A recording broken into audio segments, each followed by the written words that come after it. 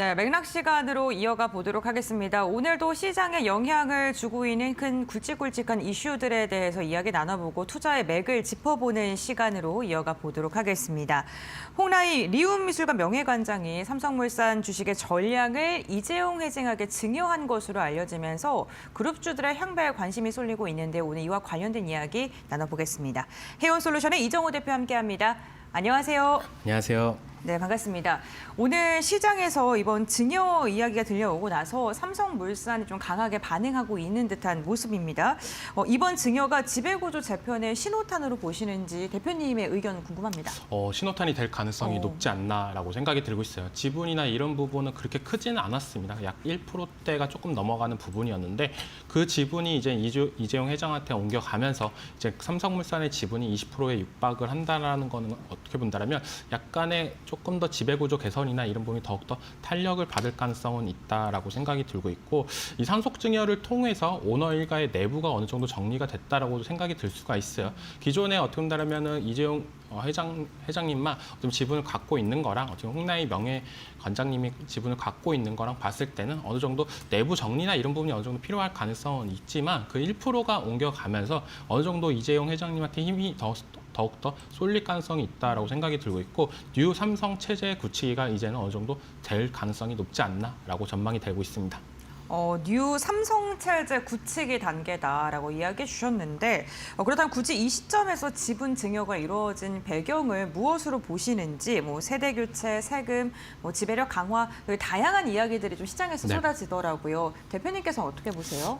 좀 어떻게 보면 적절한 타이밍에 잘 재지 않았나라고 생각이 들고 있고 이 뉴스가 나올 때가 이재용 회장님의 장남이 이제는 그 해군 장교 인관할 때 그때 뉴스가 나왔다라고 보실 수가 있고 상속세 분남이 2026년 4월에 마무리가 될 예정입니다. 이제 마무리가 되면은 이거에 따라서 새로운 상속 구조나 이런 부분에 정립을 할 필요가 있었는데 먼저 선제적으로 나와줬다라고 생각이 들고 있고 삼성물산 중심의 이재용 회장의 단일 지배력이 명확하게 되는 시점이지 않나라고 생각하는 부분 그리고 올해 초에 그 7월 달에 대법원 무죄 확정이 나와주면서 이제 사법 리스크 제거나 이런 부분이 된 만큼 어떻게 본다면 보다 빨리 나와줬던 부분이 있기 때문에 이제는 상속세 완납이나 이런 부분이 진행가 된다고 봤을 때는 지배구조 정리나 이런 부분이 제대로 본격화가 될 가능성이 높기 때문에 저는 지금 시점 어떻게 본다면 내년 우리가 항상 한 해가 바뀌면은 내년에 이제는 어떻게 보면 계획이나 이런 부분이 더 나올 가능성이 있잖아요. 그렇기 때문에 어떻게 보면 이번 연도 안에 다 끝내려고 했던 부분이 있지 않나라고 생각이 들고 있고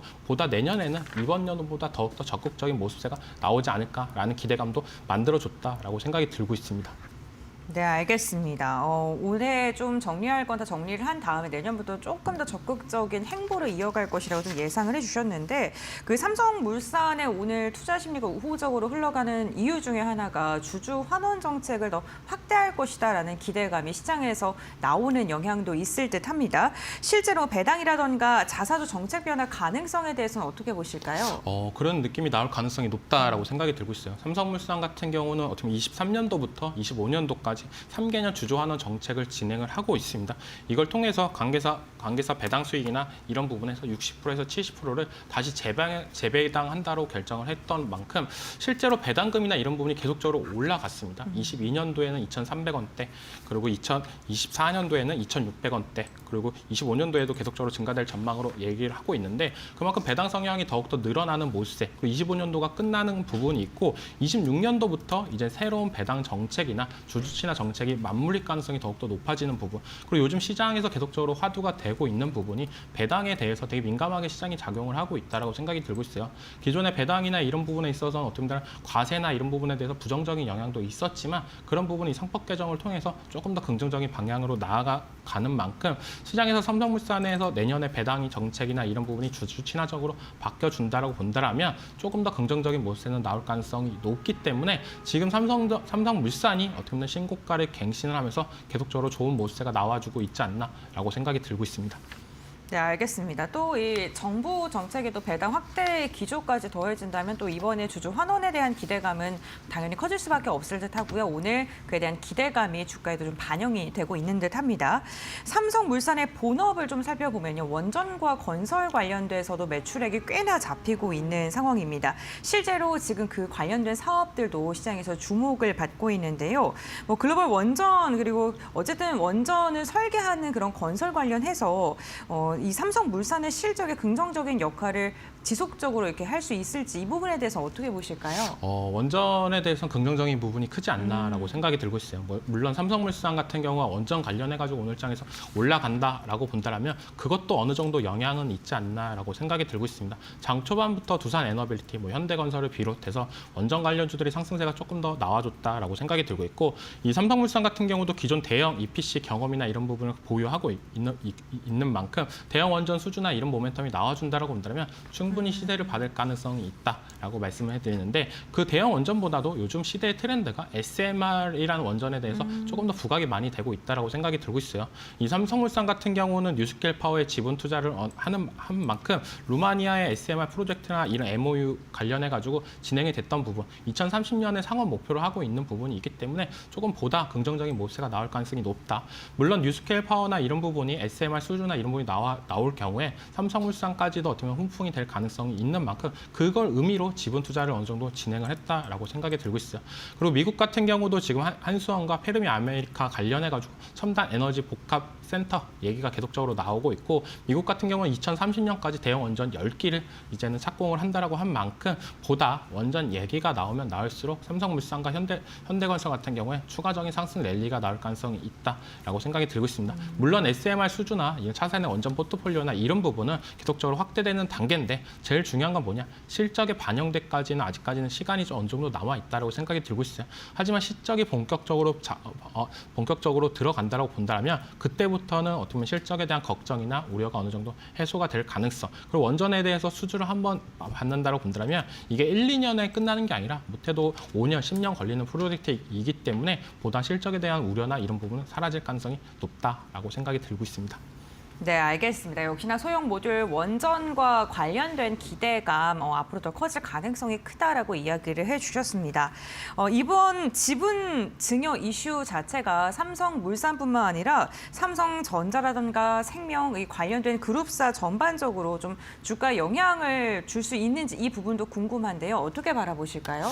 긍정적으로 봤을 때는 좋지 않나라고 생각이 들고 있어요. 이 지분 정리나 이런 구조를 개편을 한다는 거는 네. 보다 이제 적극적으로 사업의 탄력성이 받을 가능성이 있지 않나라고 생각하는 부분이기 때문에 단기적으로는 심리, 테마, 성격으로서 어느 정도 주가에 반영이 될 가능성도 있다라고 생각이 들고 있습니다. 오늘 장만 지켜봐도 삼성전자나 SK하이닉스를 봐도 삼성전자가 보다 탄력성이 나와줬던 모습세나 이런 부분이 없지 않아 삼성그룹 전체적으로 분위기가 조금 더 도와줬지 않나라고 생각이 들고 있고 중기적으로 봤을 때 삼성생명 같은 경우에 보험법이나 이런 부분이 어느 정도 나오고 있습니다. 그래서 삼성전자의 지분 정리나 이런 금융과 비금융 분리, 지주사 전환이나 이런 부분이 시나리오가 나올 가능성이 높기 때문에 그런 얘기가 나오면 나올수록 어떻게 본다면 삼성전자나 삼성생명 그리고 호텔신라까지도 어느 정도 나올 가능성이 있다라고 생각이 들고 있고 호텔신라는 다들 알다시피 비핵심 약간 자원입니다. 그래서 이걸 어떻게 보면 정리나 아니면 어떻게 보면 더 가꿔서 나갈지 이런 부분도 얘기가 나올 가능성이 높기 때문에 어떻게 보면 시장에서 더욱더 민감하게 작용될 가능성은 있다라고 생각이 들고 있어요. 하지만 단기적으로는 이 지분구조 개편이나 이런 부분이 삼성그룹 전체적으로 봤을 때는 훈풍이 불 가능성이 높다라고 말씀을 해드리겠습니다. 네, 알겠습니다. 전반적으로는 좀 긍정적인 방향성으로 바라봐 주시고 계신데 앞서서 이야기하실 때 올해는 좀 지분 정리를 중심적으로 마무리를 하고 내년에 적극적인 행보가 나타날 수 있다 이렇게 말씀을 해주시기도 하셨습니다. 그렇다면 이재용 회장이 이번 지분 증여를 통해서 그룹에 대한 지배력이 좀 더 공고해진다면 내년에 뭐 적극적인 투자라던가 아니면 구조 개편 이런 걸 또 기대해 봐도 좋을까요? 투자자분들이 제일 궁금한 게 이 부분인 것 네. 같아요. 왜냐하면 뭐 지분 지분구조 개편이나 이런 부분을 하면서 어떻게 보면 힘을 실어주면서 보다 적극적으로 국내 투자나 해외 투자나 이런 부분이 진행이 된다라고 본다면 보다 주식 종목이나 아니면 이런 부분에서 시세가 더 나올 가능성이 높기 때문에 이런 부분을 기다리고 있다라고 생각이 들고 있고, 저 또한 이 부분이 어떻게 보면 키포인트이지 않나라고 생각이 들고 있어요. 사법 리스크가 해소될 당시에도 어떻게 보면 보다 적극적으로 M&A나 이런 부분이 나올 가능성이 높겠다라고 얘기를 했었는데, 생각보다 그런 부분이 많이 안 나왔기 때문에 시장에서는 재미없는 흐름이 나오지 않았나라고 생각이 들고 있지만, 내년 정기 주총서 이재용 회장이 이제 등기이사 복귀 가능성이 더욱더 올라가고 있고, 그런 부분이 이제 그룹 차원 경영이나 투자의 의사 결정이나 이런 부분에 있어서 속도가 더 빨라질 가능성이 높다라고 생각이 들고 있어요. 왜냐, 지금 어떻게 본다면 AI 시대에 따라가기 위해서는 뭐 AI 관련 투자나 아니면 로봇 관련 투자나 배터리 투자나 이런 부분이 보다 원활하게 진행이 됐으면 좋겠는데, 약간 사법 리스크나 이런 부분이 어느 정도 발목을 잡아줬다라고 생각이 들고 있고, 그런 부분이 이제 이번 연도에 어느 정도 끝나고 지분구조 개편까지도 이뤄진다고 본다면 내년부터는 이제는 보다 적극적으로 나아가지 않을까라는 기대가. 왜냐하면 대미 투자나 이런 부분도 늘어나는 만큼 삼성전자 입장에서는 미국의 공장 건설이나 이런 부분이 보다 적극적으로 진행될 때 그거에 맞춰서 미래 먹거리 사업과 맞춰서 진행될 가능성이 저는 충분히 있다라고 생각이 들고 있고, 제일 중요한 건 반도체, 배터리, 데이터 센터 이 원전 관련해가지고 AI 맞춤형으로 삼성그룹이 수혜가 될 가능성이 저는 높다라고 생각이 들고 있어요. 그리고 제일 중요한 건 요즘에 어떻게 본다면 인적 분할이 됐던 바이오 쪽에서도 집중된 투자나 이런 부분이 나와준다고 본다면 보다 기대가 될 가능성은 있기 때문에, 저는 이번 연도에 어느 정도 교통정리가 되고 내년 부분에 이제 등기이사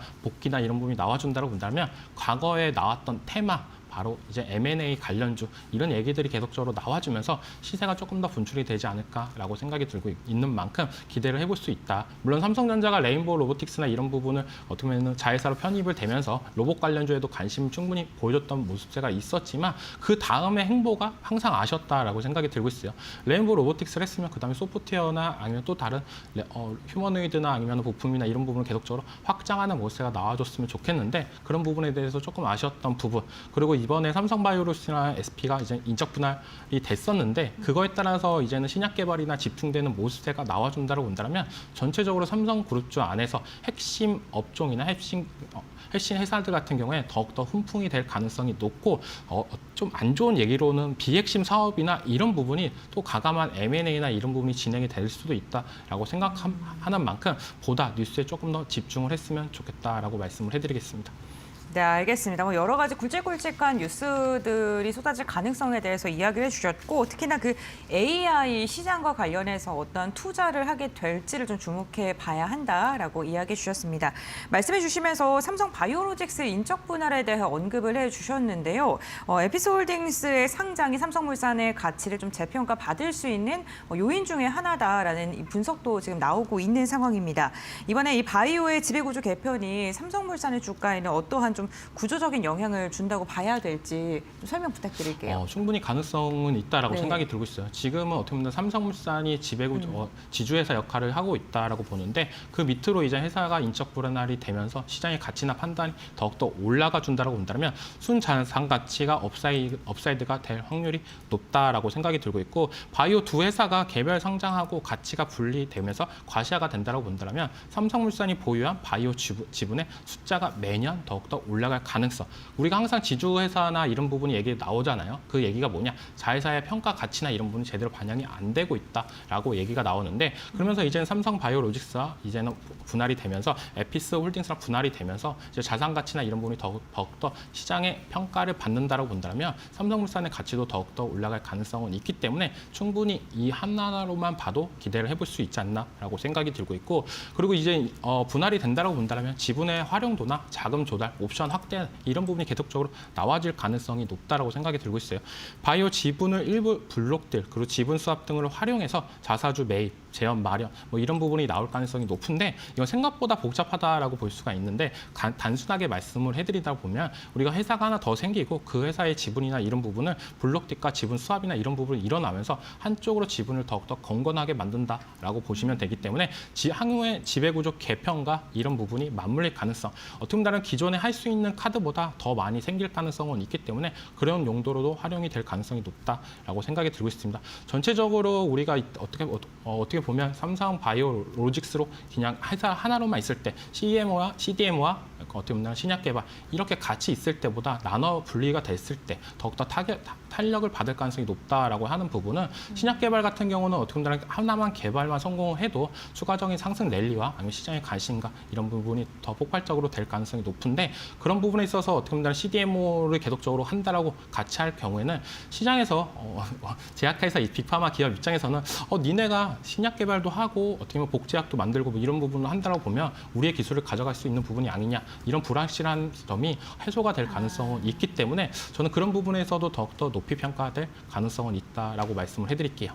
네, 지금 그 삼성 바이오로직스랑 에피스홀딩스에 대한 이야기를 해주셨는데 그 CDMO 그러니까 위탁 생산을 맡기는 기업들 입장에서는 네. 불안해서 네. 안 맡기는 경우가 있는데 이번 분리로 인해서 삼성 바이오로직스에 좀 수혜를 입을 수 있다 이렇게 좀 해석을 좀 해주셨는데 사실 에피스홀딩스가 상대적으로 좀 더 많이 흔들릴 가능성이 상장 전에 이야기가 있었거든요. 네, 맞아요. 아무래도 신약 개발이라던가 이런 게 시간이 많이 걸리다 보니까. 근데 오늘 또 완전히 뷰가 바뀐 게 저평가다라고 이야기하면서 23%나 급등을 하고 있어요. 에피스홀딩스가 좀 어떻게 좀 대응을 해야 되는 건지 이 두 회사를 저희가 좀 어떤 식으로 좀 접근을 해야 되는지도 좀 궁금합니다. 어떻게 보면 삼성 네. 바이오로직스는 꾸준한 실적과 매출을 만들고 있다라고 생각이 들고 네. 있고 에피스홀딩스 같은 경우는 꿈과 기대감을 만들고 있다라고 생각이 들고 있어요. 그렇다고 본다면 제약 바이오를 접근할 때 어떤 식으로 접근하는 게 좋냐라고 생각이 들면 저는 삼성 에피스홀딩스에 집중적으로 모아가시는 게 낫지 않나라고 생각이 들고 있습니다. 우리가 제약 바이오 업종을 들어갈 때 이 회사가 꾸준한 매출이나 성장 이런 부분을 기대하는 것보다는 어떻게 보면 신약 개발, 어떤 기술 수출 아니면 이런 부분에 대해서 더욱더 가치를 두고 있다라고 생각이 들고 있어요. 그런 부분에 있어서 삼성 에피스홀딩스의 장점이 뭐냐라고 본다면 삼성의 타이틀을 갖고 있기 때문에 어떻게 보면 끊임없는 자원을 어느 정도 확보가 될 가능성이 있고 많은 기술력과 이런 부분을 확보할 가능성이 높기 때문에 저는 삼성 에피스홀딩스가 신약 개발이나 이런 부분이 더욱더 나아간다고 본다면 삼성 바이오로직스보다 더욱더 더 가치가 높아지지 않을까라고 말씀을 해드리겠습니다. 네, 알겠습니다. 오늘 이정호 대표와 함께 홍라희 명예관장의 이재용 회장에게 삼성물산의 지분을 증여한 것 그리고 그와 관련돼서 삼성그룹주들에 어떻게 영향을 미칠지에 대한 이야기를 좀 나눠봤고요. 오늘 투자 판단에 참고해 보시면 좋을 것 같습니다. 오늘 말씀 여기까지 듣도록 하겠습니다. 고맙습니다.